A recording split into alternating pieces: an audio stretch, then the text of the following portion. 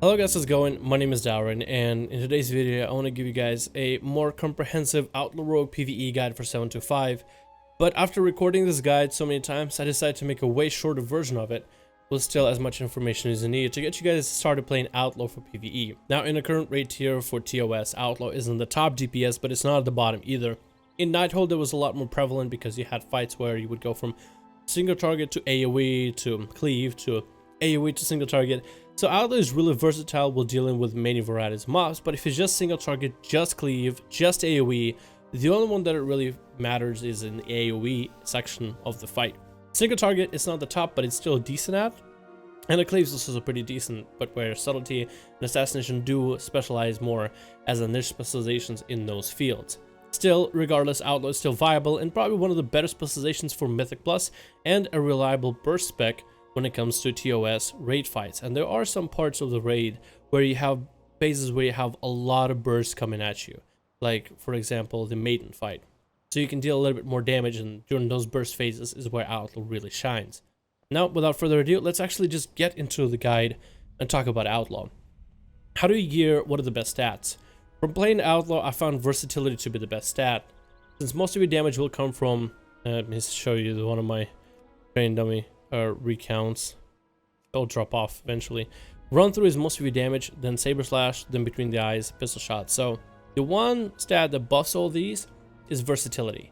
So versatility is the best thing to stack and as much as you can into your gear. If it's a tier set that doesn't have it, or if it's like necks and rings, it's fine, but if you can enchant your rings for versatility, I'd go for it. Second best stat would be, I guess, haste. It's kind of debatable between haste and crit. Both of them are useful, but not that great. There is a way to play Outlaw if you maximize mastery, but we'll talk about that towards the end of the video when it comes to a slice and dice build, after we get the basics done. Now, that's really about it. Just try to stack as much versatility as you can, and if any trinkets, most of the trinkets are pretty good for Outlaw, but one of them is the best, is a Convergence of Fate. So if you can get that from Ellison fight in Nighthold, be it LFR, normal, heroic, or even mythic, which is probably the most preferable option, then definitely get this one, because it'll really smooth out your rotation as Outlaw, because you're really big about cooldown. So Adrenaline Rush and Artifact Weapon are really important for you. Alright, now the talents, and there are a couple different variations. You have the best build right here for single target. Ghost of Strike is a debuff you maintain on an enemy. 30 energy, works with your Artifact Weapon, so it weaves into your rotation very easily. It's just a debuff you maintain, kind of like how Combat Rogues used to maintain Reveal and Strike back in BOP and WoD. That's basically your Reveal and Strike. It's a great ability. It makes the enemy take 10% more damage. You refresh it at 3 seconds. But Swordmaster is a good alternative for somebody who's newer at Outlaw or simply just doesn't want to have too many buttons. The damage difference between Swordmaster and Ghost of Strike is, well, Ghost of Strike technically gets ahead, but in Swordmaster, with the Outlaw, how versatile it is with single target, AoE, and everything, you're not really going to notice too much of a difference.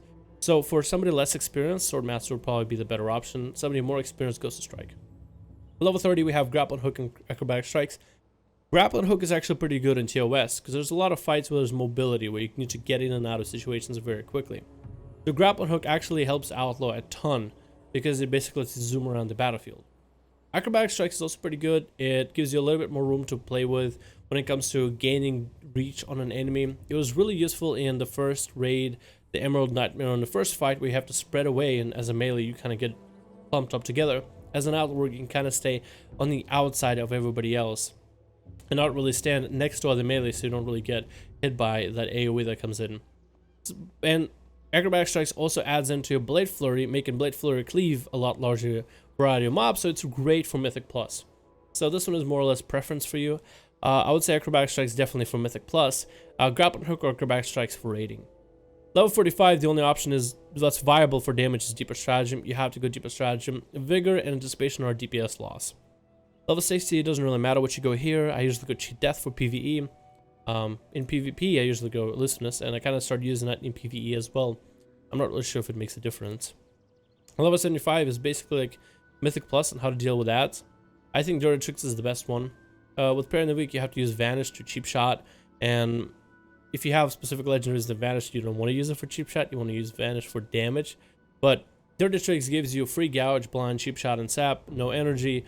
Allows you to use Gouges in Mythic Plus on ads they would otherwise, you know, get a cast off. So you have a kick, you have a gouge, you can really interrupt an ad and score some points with them by literally locking them out of like powerful spells that would otherwise wipe your group. At level 90, Alacrity is the best option. I wish Kiln Spray and Camel Barrage were better, and I kind of hope they would get a buff, but currently they're not that powerful compared to Alacrity. Then at level 100, we have Mark for Death, and this is where you have like a Slice and Dice build or Mark for Death. If you don't have Slice and Dice build, go for Mark for Death. Mark for Death can be used in the opener to Mark for Death, roll buffs, see what kind of buffs you get, and then sometimes you can get decent buffs, and you can use Mark for Death to re-roll. Also, Mark for Death works into the cooldown reduction mechanic of Outlaw, which is really prevalent with True Bearing and with Restless Blades as a passive, so you can get the ability a lot more often. It's also very useful if you have your specialization set so that you are, let's say, cleaving a bunch of mobs, and in an AoE for Mythic Plus, and they're about to die. Mark for Death, run through, target dies, you get Mark for Death back. So you do that over and over and over again, and then you can get a lot of burst damage with Greed proccing back to back to back. So Outlaw can do a lot of burst damage in an AoE. That's why it like really specializes into that. So those are the builds without talking about Slice and Dice build. I'll come back to the Slice and Dice build later. Now let's talk a little bit about your rotation. And Outlaw Rogue rotation is very, very simple. So you want to Mark for Death, you want to establish comp points, you want to roll, see what kind of buff you have. Now let's first talk about which buffs you have, which ones you don't. True Bearing increases the cooldown reduction mechanic for you. Keep it. Let's see what kind of buff we get next. Broadsides, more comp points for an ability, and those abilities that generate comp points deal 20% more damage. You keep it. True Bearing again. Just gonna keep rolling until we show us buffs. Jolly Roger as a single buff, you keep. Grand Melee as a single buff, you don't keep. But if you have both two of any buffs, even if one of them is Grand Melee, you keep. So 2 buffs, you keep. Let's reroll again. 2 buffs, Grand Melee, Shark Infested Waters, keep. Shark Infested Waters, you would keep. The only buff that's a single buff that you'd never keep is Grand Melee. Okay, you have Buried Treasure, 30% energy regeneration, that's a DPS increase, keep. Shark Infested Waters, DPS increase, you keep. 5 buffs, definitely keep. 5 buffs is like God mode for you. Jolly Roger and True Bearing, awesome buff combo, keep. Broadsides, keep. There's a lot of good buffs. There's only one bad buff, and I'm trying to see if I can roll for it for you guys. But yeah, that's the only buff that's bad that you don't keep. Every other buff you do not roll out of. So basically, Outlaw, you build up comp points between 4, 5, or 6. You roll. You see what buffs you have. Let me just go build up 4 comp points. 5 comp points. You roll. Jolly Roger, okay, now I can deal damage. So now your rotation begins. You use Saber Slash to build up combo points until you build up to 5 or 6, and then you use Run Through. Very, very simple. Let me actually go hit the boss train dummy so I can give you more accurate numbers. Saber Slash up until 4, 5, or 6 combo points, Run Through. And then back to it. And that's all you do. Your Saber Slash has a chance to proc twice. So one Saber Slash can generate 2 combo points and hit the enemy twice, which is part of the fun of Outlaw. Saber Slash also has a chance to proc a free pistol shot proc. Now, whenever pistol shot procs are available, like right now, I'm gonna take it off. Pistol shot available whenever. Here we go. Pistol shot available. When do you use the free pistol shot procs? Basically, you're just trying to spam Saber Slash and building combo points. When you don't have the energy for Saber Slash, that's when you use the pistol shot proc. That's basically how you play Outlaw. That's the basic rotation. You build up buffs, build up combo points until you get a buff. Get 2 buffs, now you go to your basic rotation. Saber Slash up until 5 or 6 combo points, Run Through. Whenever you can't Saber Slash, you pistol shot. And that's really about it. That is your basic rotation as an Outlaw Rogue. Now that I got the basic rotation build up, we can talk about different abilities and how to maximize our burst. So I gave you the basic, like the most basic rotation possible. But now, it's all about maximizing the burst with Outlaw Rogue and doing more damage than you've ever done before. So that's going to be the important part. Let's first talk about different mechanics where you can increase damage and capitalize on. Your ability of Between the Eyes has a chance on crit to deal 4 times the damage. So within specific buffs, you should try throwing in a Between the Eyes to see if you deal more damage. The buffs are, and this is the only time you really want to use Between the Eyes, is 1, during your burst, because you'll have your Adrenaline Rush, your Artifact Weapon available. But whenever you have crit buff for Shark Infested Waters available, I'm trying to get to reroll just to showcase you. Grand Melee, you want to definitely roll out of that. Got Grand Melee again, definitely want to roll out of that. Buried Treasure, you want to roll out of that. I'm just trying to showcase you the buffs that you would use it with. Okay, the buffs are not coming up, but if you get Shark Infested Waters or True Bearing, then you will want to use Between the Eyes whenever possible. With Shark Infested Waters, you have a high chance for crit, and if it crits, you deal more damage. With True Bearing, you get a lot more uses of Between the Eyes, and if any of them crit, because you get so many of them, if any of them crit, that's a damage increase. If they don't crit, it's a bit of a damage loss, but for Outlaw, it is definitely worth the gamble. So that's basically how we'd use it. So for the most part, you don't use your Between the Eyes unless you have specific buffs to supplement for it. Besides that, Between the Eyes can be used as a stun for Mythic Plus and raid situations. So you would use it like a stun. But if you are hitting a boss and you want to use it in an offensive manner, then you would only use it with specific buffs, which are Shark Infested Waters and True Bearing. Alright, now how do you use your cooldowns? How do you use your cooldowns properly? Your Crystal Trailblaze makes it so that you invoke your weapon and your pistol shots, saber slashes, ghost strikes, ambushes fill up your combo points. So basically you would use it combo together with an Adrenaline Rush so that you can basically get this burst of pop these two, saber slash, run through, saber slash, run through, saber slash, run through, and there will all be 6 combo point run throughs. Pistol shot whenever saber slash isn't available. That's really about it. That's like your burst. And I would show you, but I want to talk a bit more about the details of how to maximize your damage as an Outlaw. During your opener, you have a specific opener, and I'll showcase you. Those openers sets up that you have a guarantee of 2 buffs, good damage, and good burst in the opener. Now, what makes it a guarantee for 2 buffs is this mechanic right here, Loaded Dice. Because of Outlaw Rogue cooldown reduction mechanic, you have Adrenaline Rush up a lot more often than you would think. It says right now 2.48 minutes, but it's really about less than a minute cooldown in the long run as you're spending all of the combo points into finishers. Because that's how you shave off the cooldown reduction mechanics for your big offensives. Loaded Dice makes it so when you activate Adrenaline Rush, it'll guarantee that you'll have 2 buffs. So basically, when you're doing burst and playing around in rotation and using cooldowns, you're playing around Adrenaline Rush. So you want to establish Adrenaline Rush in the opener, and every time you have Adrenaline Rush up, you want to utilize the fact that you get Loaded Dice buff to proc and make sure you get 2 buffs. And those 2 buffs will always be a damage increase of sorts. Now, what's a good opener for Outlaw? Just to give you guys an idea, how do you open every fight? What I like to do is use Mark for Death, reroll. I get 1 buff, okay, so that means I am going to want to reroll. So the slow version, actually I'm going to do it through fast version of this. No, I'll show you the slow version, it's whatever, I don't care about my DPS here. Artifact Weapon, Ambush, Adrenaline Rush, reroll. Now you got 2 buffs, now you proceed to Saber Slash, run through, Pistol Shot, run through, Saber Slash, run through, Pistol Shot only whenever you don't have Saber Slash available, as we talked about before. And now you got your rotation. Now you're just simply going through your combo points. I have True Bearing, so I'm going to watch out for my offensives a lot closer because they're getting back faster.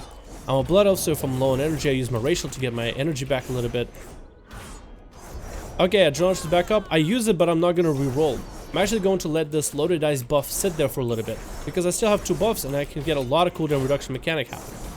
I have True Bearing, so I am going to Between the Eyes. Oh, hey, crit. Oh, wow, it's a lot of damage. There we go. So that's why you would want to use it on True Bearing, because you can use it a lot more often, so more chances for it to crit. Now, my buffs are about to fall off, so I'm just going to build combo points because they're about to fall off.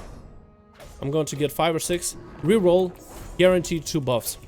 And now my cooldown on Adrenaline Rush is fairly low. My Cursed Drillblades is actually lining up together, so I'm going to wait for both of them to be available.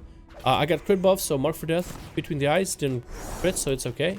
It's fine. Adrenaline Rush back up. I'm going to wait for Cursed Drillblades because it's not far behind. I would say if it's like 20 seconds apart, then you can wait and delay your massive offensives until you get your abilities back. But then you just use them whenever. Okay, Adrenaline Rush, reroll, Artifact Weapon. Now I get to go back to using my run-throughs. And I am bursting, so I might as well use Between the Eyes whenever possible, since if it procs, it does deal more damage. That's really about it. That's really how you play Outlaw. It's very simple. It's actually a quick rotation. It's actually, there's a lot of things going on. There's a little bit of thinking, like when should you reroll, when you shouldn't reroll, but this class actually has a lot more control with how Blizzard expanded our Artifact Weapon. We're now not about playing for RNG for random ass buffs. We're actually playing for a guarantee with our Adrenaline Rush. We're playing around Adrenaline Rush and around the fact that it gives us 2 combo points. Right now, my buffs are about to fall out, but I'm going to try and maximize them for as long as I can. I'm not going to be able to get too much out of it, but I'll get a few run-throughs out of here. They're about to fall off, so I'm going to re-roll. Okay, bad roll. That's the only one you re-roll out of. Re-roll. Okay, cool. 2 buffs. Adrenaline Rush. I got Adrenaline Rush. I got 2 buffs. I'm going to maintain with these 2 buffs. I don't have anything like crit or true bearing, so I'm not going to use Move Between the Eyes because it's not really worth. It's better to use run through because it's more guaranteed. And it's completely just, I keep doing my thing. I go back to doing my thing. I have so much energy. I don't need to pistol shot right here. That's it. That's basically how I play Outlaw. My combo points are about to come up, and that's basically how you do it. That is the general playstyle. So it's about getting that opener with the ambush, artifact weapon, adrenaline rush. Practicing that will mean maximizing damage for your specialization, or for this specialization in particular. And the rotation after that is very simple. You roll until you get a decent buff, and then sync everything to finishers. That's it. It's actually very, very simple. And the little nuances like when to pistol shot, when to saber slash, when to re-roll, should you delay cooldowns, that's all that comes into the details of how to play specialization. Of course, I was barely really trying, and my damage wasn't actually all that bad, 733k DPS. If I was really trying, I would get a stronger opener. Let's talk about legendaries and how they change your playstyle. Legendaries will affect Outlaw. Legendaries that I have are the shoulders and the risk off, so my playstyle is going to be slightly different. Mantle of the Assassin. Vanish becomes 100% crit. During this, you will want to get your Between the Eyes out, because that'll be 100% guarantee for crit. So when you open out of stealth, you'll have that 100% crit. You open up, you'll be there for 5 seconds, and you're bursting with your artifact weapon and adrenaline rush. As soon as the buff runs out, vanish and continue going through your burst and try to get as many of those Between the Eyes as possible to keep the damage going. And you can just vanish because it's off of global it's on the cooldown reduction mechanics, so you can use vanish a lot more often for Outlaw, which is why the specialization is really good for the burst fights, parts of the fight, like to Conjurers where you get a damage buff, or Maiden fight where you get a massive damage buff. You vanish and deal as much damage as you can to break through a shield or get through a mechanic, get as much health down as possible. That's basically how I play Outlaw with Vanish and Master of Assassin, and you can use it really well. Greenskin's Waterlock Risk Offs is a different playstyle. Basically, you'll be using a lot more Between the Eyes than you would normally would as an Outlaw. What I like to do is with this, I like to get my normal opener. I got a decent buff, okay. So what I like to do is kind of set up a Between the Eyes ahead of time. If I get a blunderbuss or a pistol shot proc, then I get a pistol shot proc. Normally with this, if you have this legendary, you have to play it with quick draw, because the damage increase will be a lot higher. As soon as I'm out of combat, here we go. Let me get another buff. Okay, so I got a pistol shot. I'm just gonna use it. So basically, the only time where I actually even apply the legendary for wrist is whenever I have Between the Eyes available and not on a cooldown. So I got it set up so my next pistol shot will deal more damage, and I'm just kind of let it sit. I'll go back to my normal rotation. Pistol shot maybe. Okay, no, not getting a pistol shot. Proc got wasted. Nothing I can do about it. I'm gonna go back to building up combo points. Between the Eyes, I have the pistol shot proc. Pistol shot. Lots of damage came from a pistol shot. Set it up. I have cooldown reduction, and I was able to get it Between the Eyes. Between the Eyes for Mark for Death. Blunderbuss for more damage. You saw all the big numbers. Back to it. So then with this legendary, if you have the true bearing buff, you will really want to watch out for whenever you have your blunderbuss and whenever you have your Between the Eyes available. Proccing. Blunderbuss procs from your artifact weapon. So with this legendary, you're basically a little bit more cautious and watching out, and you're going to be inserting those Between the Eyes instead of run-throughs a lot more often, either to just set up the buff, so whenever you get a pistol shot proc, it works, or if you're able to catch yourself with a blunderbuss proc, you want to make sure to line up the combo points, get the Between the Eyes blunderbuss for the extra explosive damage. But that legendary is definitely going to change your rotation and make it a little bit more active. It'll almost feel like you're playing Tekken. It's a lot of more thinking going on, but if you don't have this legendary, then it's a more straightforward specialization. Curse of Restlessness is a good legendary, and if you get this one, it's actually a damage increase. It also works with Slice and Dice, so if you don't have, like, no matter what build you're running, and if you get Curse of Restlessness, you can play Slice and Dice build. Because one of the things Slice and Dice has, and I'll talk about Slice and Dice build in just a little bit, Slice and Dice damage, you get it up as high as you can, and then it has a massive drop off, and all you're trying to do is maintain that damage as high as possible before it dips to the ground. So Slice and Dice, you're trying to just burst, get it as high as possible, and then maintain it as best you can, but your damage can only go down. with Curse of Restlessness, you'll be able to use your artifact weapon and Adrenaline Rush because of Restless Blades is all you get for cooldown reduction. You'll be able to use them together a lot more often, almost on a 1.5 minute cooldown, actually even less, maybe every 1 minute. So it makes the specialization a lot stronger. But that's the only time where we would say that you can use Slice and Dice if you don't have that specific Slice and Dice ready build. So that's about that legendary. Shivaran Symmetry, it's okay, not a damage increase really unless you're in AoE, and even in AoE it's not that great. Sindara is alright, not a damage increase, not really changing the playstyle. Praxis Trixie Treads, try saying that 3 times in a row. Hit and run, you play with hit and run and you would use sprint for damage burst, so you run through deal more damage. Will of Valera, don't really change anything, this is okay, not that great. Insignia of Ravenhold is actually a pretty cool legendary for Outlaw, mostly for the AoE. Because it only works off of a single target combo points, for Subtlety and Assassination, they have to use Phantom Knives or Shuriken Storm, so it doesn't work for them.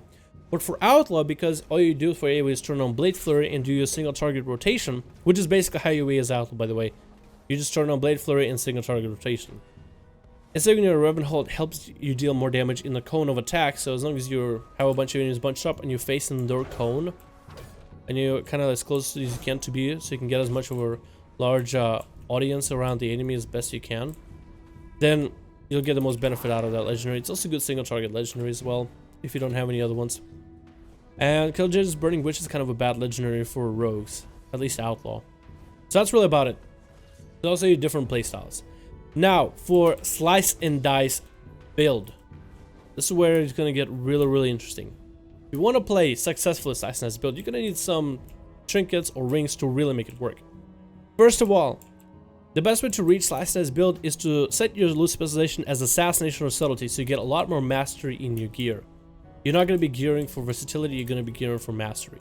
That mastery will mean that your auto attacks from Slice and Dice will proc more mastery hits, and that's where the damage comes from. The only time that you see value in the Slice and Dice is if you can get your mastery almost near to 100%, so 80% is what you're looking for. At least 80. Now, some of the other items to really solidify this build will have to come from Court of Stars, this ring right here, Jeweled Signet of Melangis. You will want to run Mythic Plus for MOS or COS, Court of Stars, to see if you can get this ring and upgrade it in Titan Forge into the 900 item level. 10% increased damage to your auto attacks is insane, and that will help solidify the build. Another trinket that can help solidify the build is an Bloom in Front. If you can get a mythic version of it, then it can definitely help, because you can get procs for your auto attacks to do more damage. So, if you don't have the ring or even Bloom in Front, and if you do not have the full mastery build or Curse of Restlessness, I wouldn't even consider Slice and Dice, because it's going to be a DPS loss, and you don't want to be a DPS loss in a PvE situation. You actually want to be a DPS gain, especially with the way that Outlaw is currently. But if you can somehow get full mastery or that legendary, or if you can get that ring, maybe even Bloom in Front from Nighthold Trinket, then Slice and Dice can really work. But it's a viable build. It's just really difficult to set up together, but you can if you really want it. And a lot of people complain about the Outlaw Rogue Roll the Bones mechanic, and so it's completely fine that, you know, somebody would want to play Slice and Dice. You can play it, you just really need a lot of setup for it. And that's about everything I have for you guys when it comes to Outlaw Rogue in PvE and 7.25. Now, if there will be any changes for 7.3, I will update you guys for Outlaw for PvE. But with the way the PTR and the patch notes are coming in, it doesn't seem like there'll be too many changes to the specialization in particular. There will be changes to the Netherlight Crucible, and that'll be a little bit weird to get used to, but if anything, that's the only thing that'll be changing, so that'll be pretty easy to make a guide for. Anyway, let me know what you guys thought about the Outlaw Rogue PvE guide in the comments below. Hopefully this will be helpful for you guys to learn how to play Outlaw if you were interested in playing it. Thank you guys so much for watching, hope you enjoyed, and I'll see you guys in another video.